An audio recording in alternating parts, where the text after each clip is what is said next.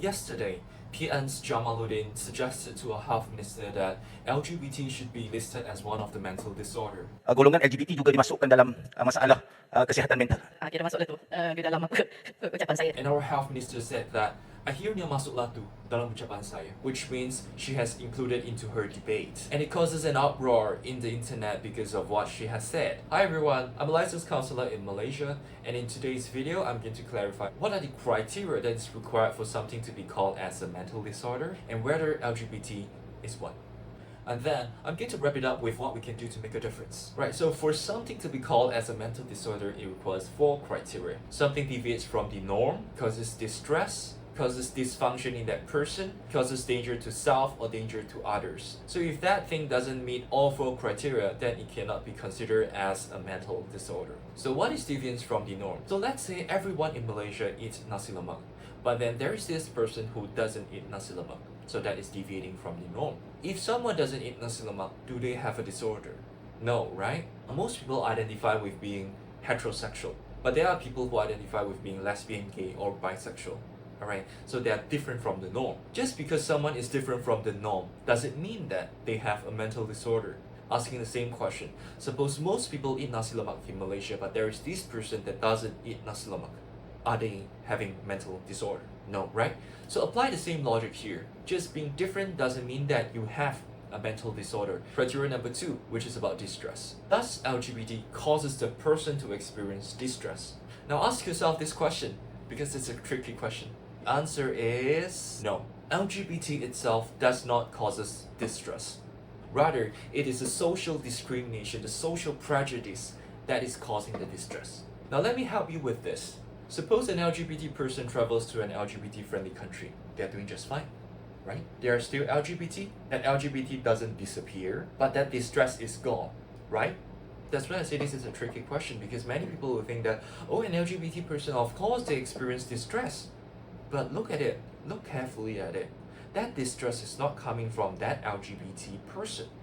It's a social discrimination, it's a social prejudice that causes the distress. Now let's look at the third criteria. It's about dysfunction. Thus, being LGBT causes the person to be unable to function in normal and important areas of life, like for example work, school, or in social relationship? No, right? So I just want to let you know how absurd this is. For example, a person have got depression, clinical depression, alright? It's not, oh, I'm feeling depressed today. No, not that kind of thing. I'm talking about clinical level kind of depression. They are unable to get up to work. They have very, very low energy, feeling suicidal and all that. That is dysfunction. They cannot function in important areas of life. They can't even get up from bed. Now you see, if LGBT itself is causing dysfunction, then tomorrow I'm inviting you all to your boss and tell your boss, oh, sorry boss, today I feel a bit transgender, unfortunately, I feel a bit transgender, and then, this transgender makes me feel so sick, I can't even think, I can't even wake up from bed. Funny, right? So, LGBT doesn't cause this person to unable to function, right? You have any LGBT friend? Think about that. Are they able to work? Are they able to go to school? What? Okay, let's test criteria 4, which is about danger. Does LGBT cause harm to self or harm to others? If a person have got clinical depression, think about it. Do LGBT person cause harm to the society? The answer is no. For your information, 5% of global population, this is what we learned from all these years of research. Although there is some fluctuation, but generally we are seeing 5% of the whole world, whole global population is LGBTQ. What it means is that up to this point of your life, at least 5% of the people that you know or that you see, that you have come across, they are LGBTQ. Were you harmed in any way? Have LGBTQ people harmed themselves in any way? Have LGBTQ people harmed themselves the moment when they were infected with LGBTQ? No.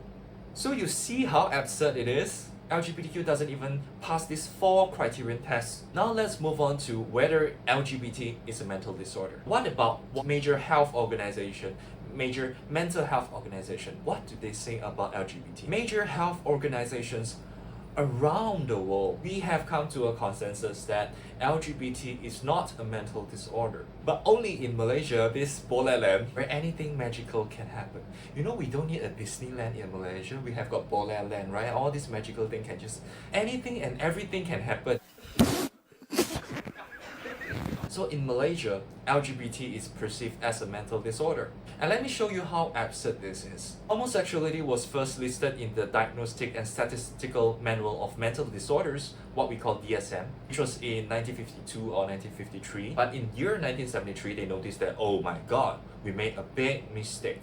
And in year 1975, American Psychological Association has called for psychologists to remove any kind of stigma that is associated with homosexuality. Now let me read you what are the exact words that they have. Homosexuality per se implies no impairment in judgment, stability, reliability, or general social and vocational capabilities.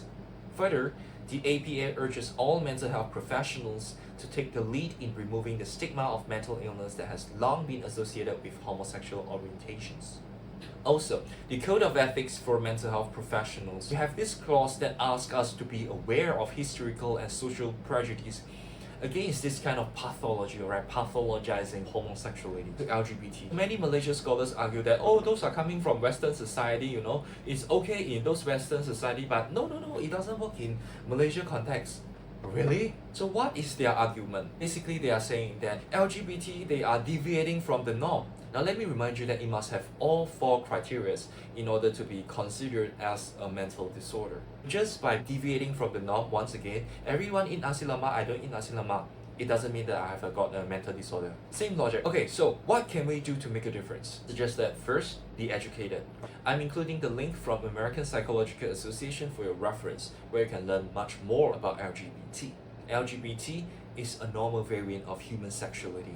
It is in no way a mental disorder. 2. Share it with people that you know, because lots of time information like this get filtered away before they are able to reach us. I invite you to go to the original source so that you can discover what truth is. Now, why was homosexuality being listed in the earlier version of DSM? And what led it to be removed from DSM? So if you're interested to learn more about it, remember to stay tuned to this channel, because in the next video, I'm going to share with you about it. So if you're enjoying what you're learning from this video, remember to like, subscribe, and share this video with people who you know will benefit from this. And see you in the next video. Peace out.